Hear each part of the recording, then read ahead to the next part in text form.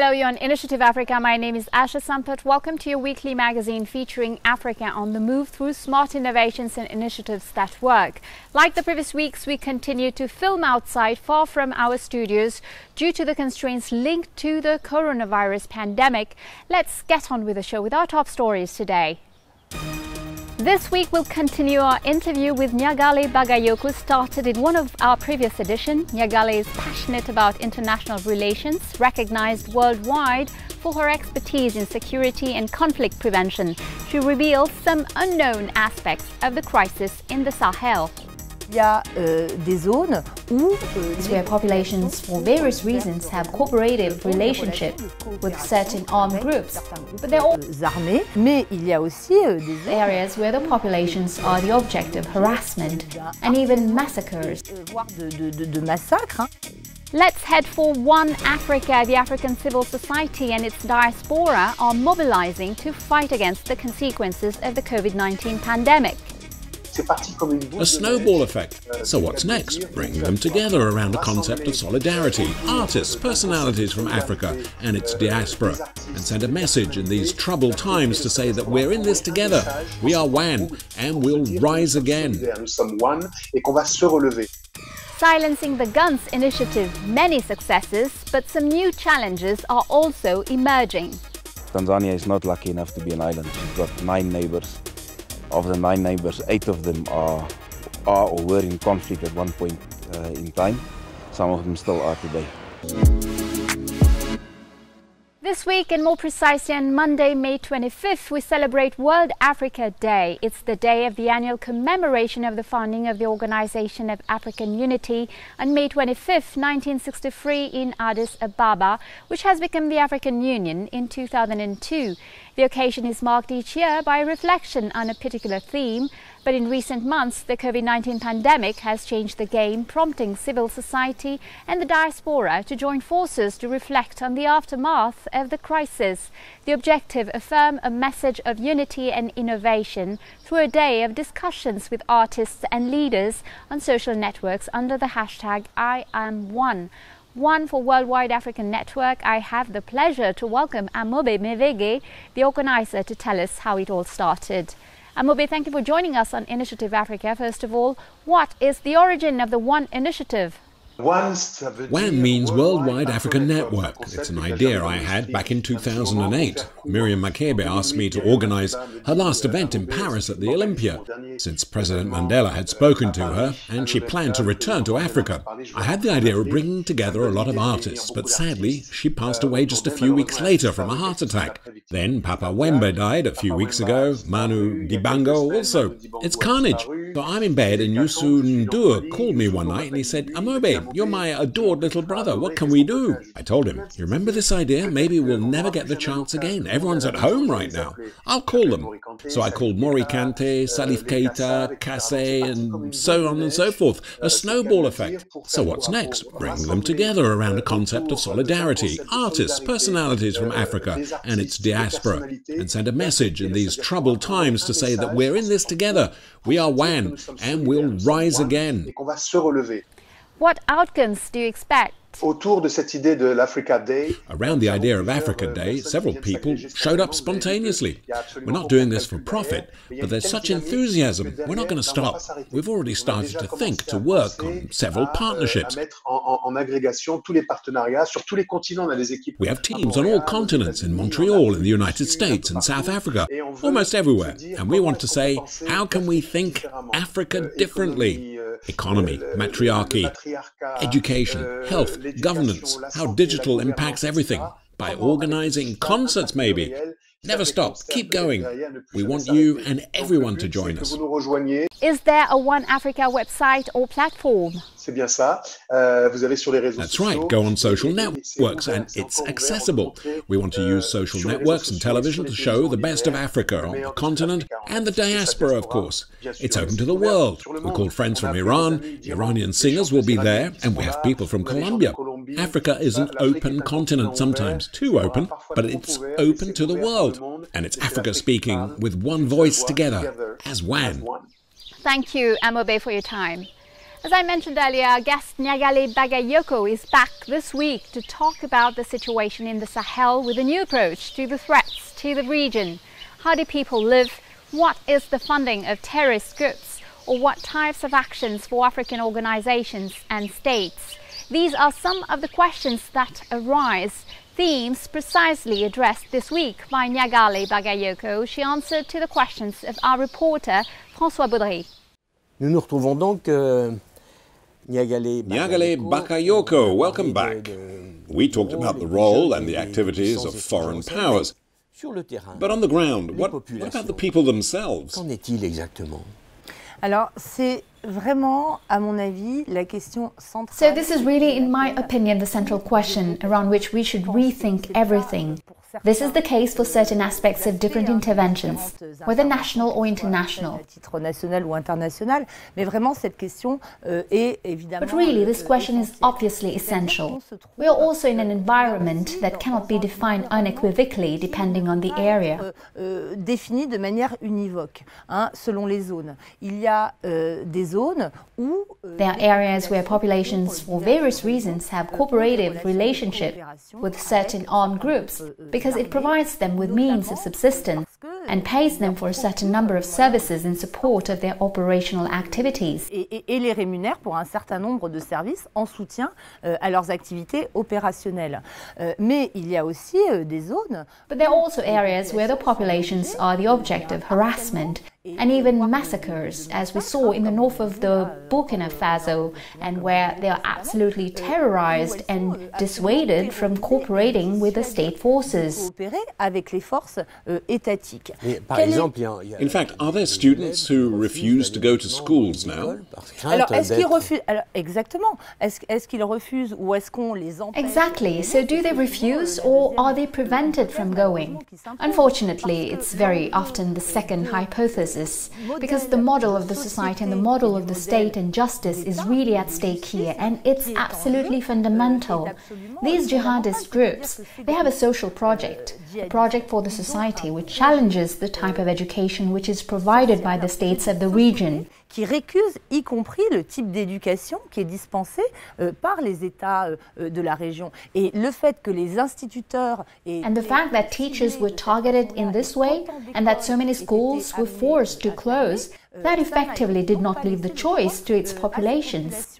J'ajoute à propos de ces populations. I would add, with regard to these populations, that often when we look at the opinion polls, in fact, they are rather asking for an intervention by the security defense forces, but that they have been considered ineffective and even guilty of abuse towards them as they had targeted certain communities. Coupable d'abus envers elles parce qu'ayant ciblé certaines communautés. Hence, the establishment by these populations of vigilante groups. Vigilantes which, in my opinion, bring also a certain number of dangers, even if they have just been institutionalized in Burkina Faso a few days ago within the framework of these volunteers for the national defense of the fatherland that was set up. Ça, c'est au niveau du Sahel et de ses pays frontières, Mali. This applies to the Sahel and countries such as Mali, Burkina, Niger, and so on. Do you have any information on terrorist connections in Nigeria, Cameroon, Kenya, or in other countries in East Africa? Qu'en est-il exactement? Alors, cette question est absolument... There are lots of mystery around this question, and in any case, it's difficult to answer it. What is obvious is that the Islamic State has set up provinces in Africa such as ISWAP, the Islamic State for West Africa Province on the one hand, and on the other hand ISCAP, the Islamic State for Central Africa Province. So who are integrated into these different groups? As for ISWAP, there are two focal points. State for Central Africa. Donc, qui sont intégrés dans ces différents groupes? Pour ce qui est de ISWAP, il y a deux foyers. The ancient Hearth, originally said to be Boko Haram, ce groupe ayant été this group have split up because of internal disagreements. So one of the branches joined this West African province on this Diffa region of the Lake Chad Basin of Nigeria, and the other, which is the interior province, which is centered on the Sahara Sahel and on this zone where the three borders intersect. Donc davantage sur cette zone des trois frontières. Donc Est-ce que ces groupes coopèrent? So do these groups cooperate? It's difficult to establish this point clearly. But what's important to know, we don't often make the link, and it's a good question indeed with what's happening in eastern Congo, which is today part of ISCAP. It is these famous ADS forces which have been terrorizing the populations in eastern Congo for years and who now have this affiliation with the Central Africa province of the Islamic State. Afrique centrale de l'État islamique. Donc oui, c'est effectivement compliqué. Et it is complicated, and yet we can imagine that all these organizations need money for themselves to live, etc. So where does the money come from? Vivre, etc. D'où vient l'argent? Je pense que c'est là que on s'aperçoit. I think this is where we realize that the issue of fighting organized crime is absolutely fundamental. But this takes us back to the problem of the means and resources.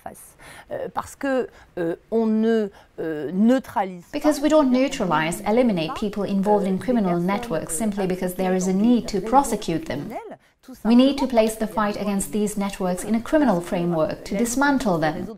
So we clearly see that these are absolutely not the same type of instruments that must be put in place. I think a number of players are very much aware of this.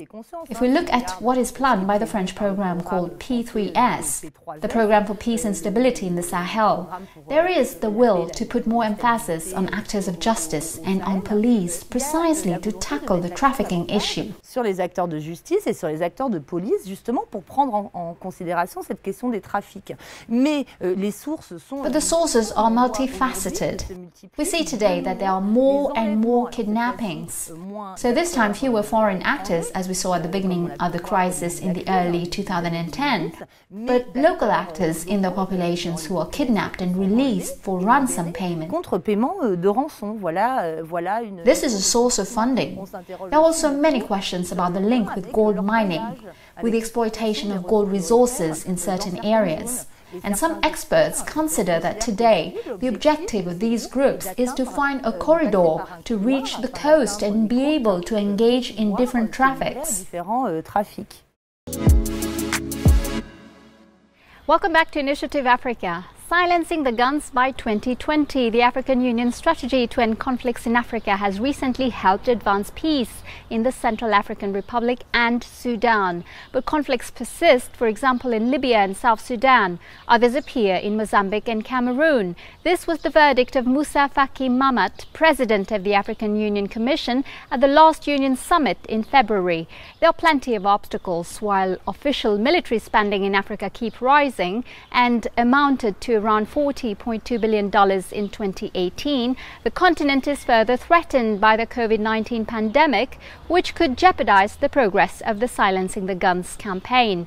In this report in Addis Ababa, we explore the philosophy and the means of this exceptional program. Take a look. A police officer and a bank official were shot dead by armed bank robbers in a shootout with police in Dar es Salaam, capital of Tanzania. It could be any city in the world, but it's still 2 more deaths because of illicit guns. Illicit guns kill about 500,000 people worldwide every year. These weapons are cheap, portable and readily available. This one is a military weapon, highly dangerous to the public. It can carry 30 rounds of ammunition. It fires more or less the same like AK-47, it's got the same capabilities. It's a Makarov pistol. It's a Chinese made. There are plenty in our country. Tanzania has had a relatively peaceful history through colonial times and into the era of independence. Today, the rate of violent crime and exposure to armed conflict is low by comparison with other East African countries. Yet recent official surveys suggested there were about 700,000 guns held by the civilian population. In some regions, it was reckoned that 24% of households held at least one firearm, particularly in border regions. Tanzania neighbors countries like Rwanda, Burundi, the Democratic Republic of Congo, and other countries with a troubled history. Tanzania is not lucky enough to be an island. She's got 9 neighbors. Of the 9 neighbors, 8 of them are or were in conflict at one point in time. Some of them still are today. Tanzania is a peaceful country. We had to agree receiving refugees and these refugees came with firearms, and some did not declare them. Tanzanians also have a cultural attachment to guns. Handcrafted, muzzle-loading guns have been used for ceremonial occasions since the 19th century here. Now, criminals are turning to local artisan gunsmiths for cheap and deadly weapons. This is a modified shotgun, locally modified, and it has the capability of firing ammunition of a modern shotgun. For the last 50 years, the Great Lakes region of Africa has been at the centre of the proliferation of illegal guns. Illegal guns have fueled criminality and political instability and have crippled economic development here for decades. Peace and security is a precondition of development and growth. Once there is insecurity, there's a lack of production, there's a lack of movement of people, there's a lack of movement of goods, and there's a general sort of deterioration of the economic well-being of that community. On behalf of the Tanzania Police Force... In the year 2000, the countries of the Horn of Africa and Great Lakes regions signed a declaration in Nairobi to tackle the problem of small arms. While the ambition is to eliminate and destroy illegal weapons, the proper registration and licensing system will allow for legal gun ownership. A feeling of insecurity is common in many rural areas, and farmers want a gun to protect themselves and their property. He has been with his shotgun since 1975. I want my gun to take care of my herd of cattle and to protect them from thieves. I need it to take care of my other property on the farm. We live here with many problems. There are monkeys, wild pigs, lions that might attack my cattle in the corral, and hyenas.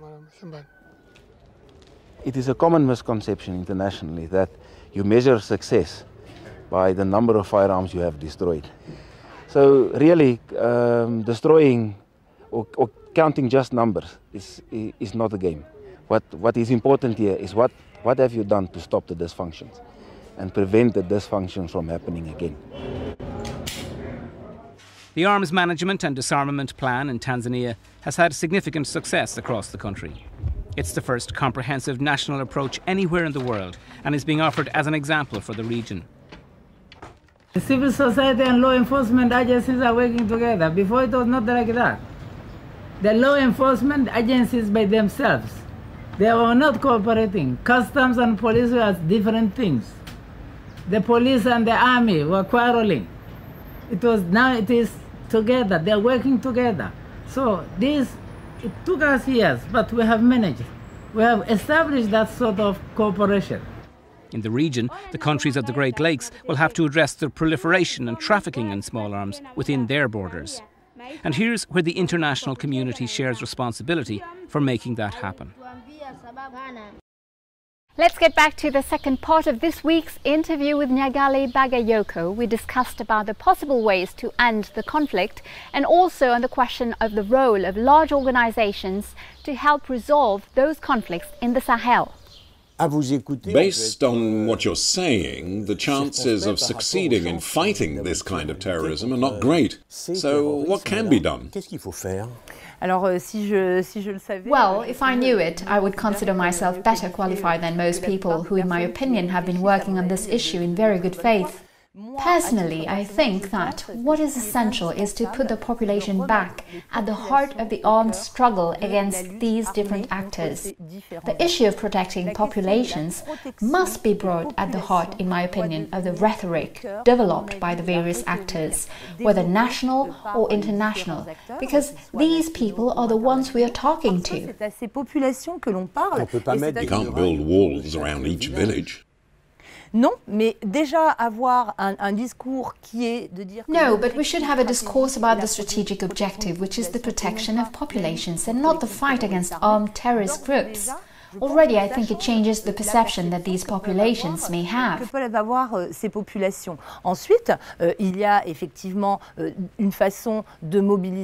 there is indeed a way to mobilize additional resources.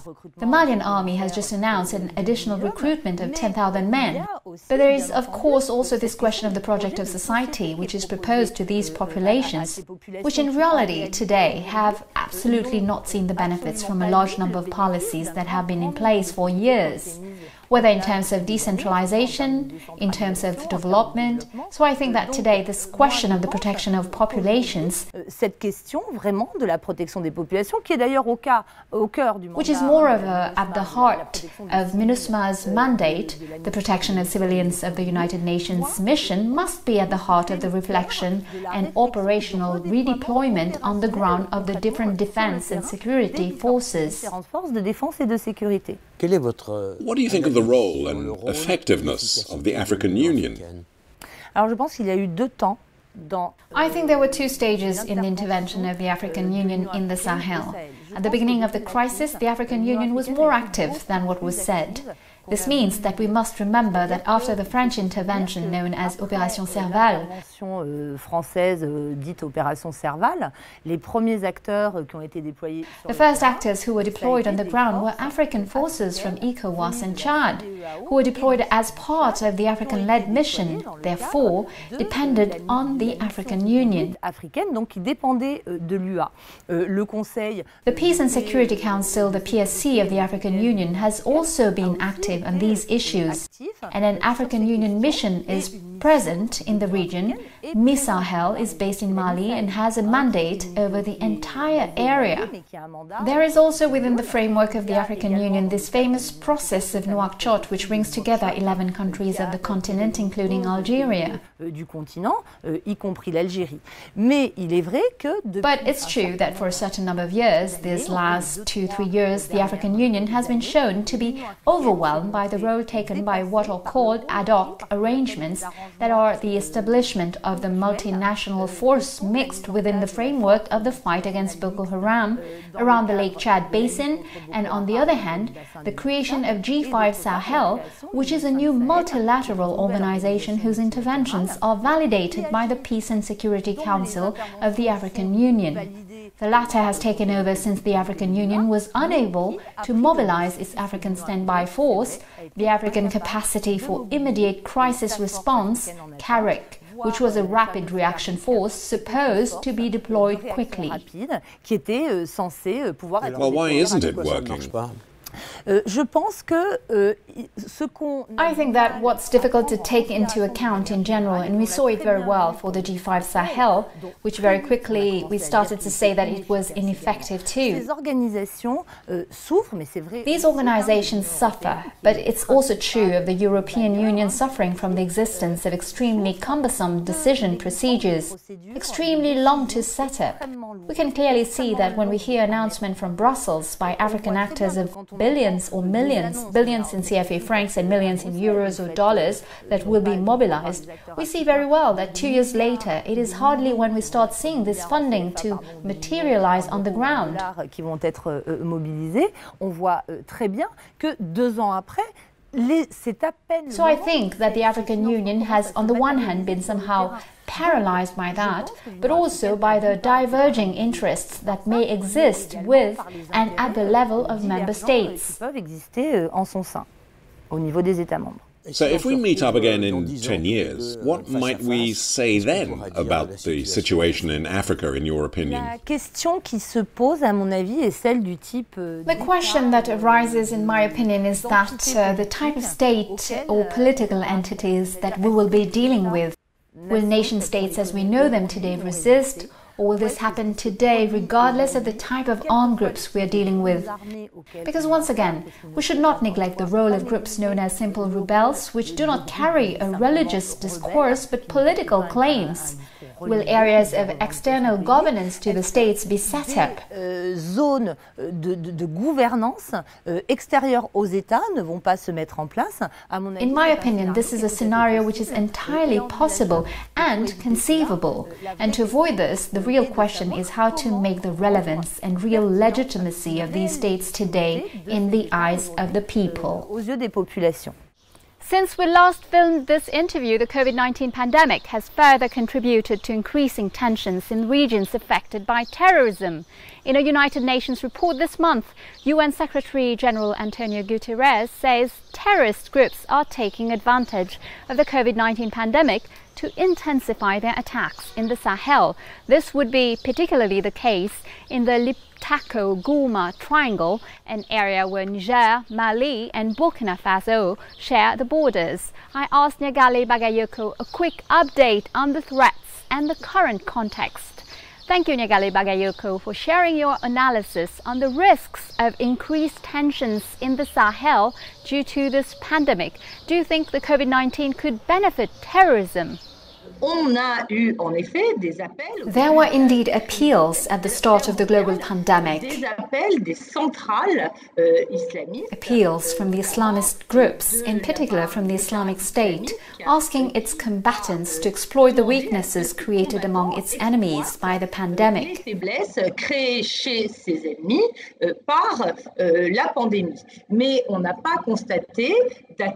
But there have been no attacks explicitly linked to this. In contrast, the attacks that have been going on for months and years have continued.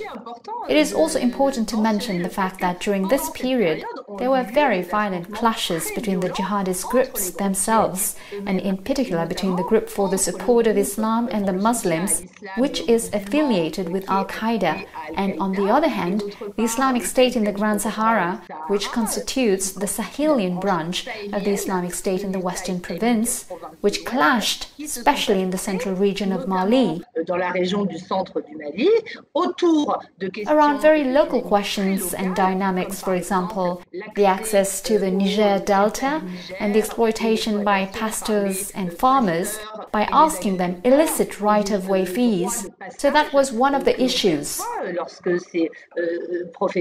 But another issue is also the fact that the support group for Islam and Muslims, which is led by the Malian Iyad Ghali, has agreed to enter into negotiations with the Malian government under the condition that French forces withdraw from the country. So we can see that on this side there was no particular link with the COVID-19, since these negotiations have been proposed at the end of the inclusive political dialogue in Mali, which had taken place at the end of 2019. Thank you, Nyagali. And this is the end of Initiative Africa. Well, that's it for today. If you want to catch the show again, tune in on our Facebook, Twitter, Vimeo or YouTube channels. And we're back again next week, same time, same channel with Business Africa, your appointment with the African economy. Stay tuned and send us your feedback using the hashtag Initiative Africa TV show. Have a great week. Goodbye.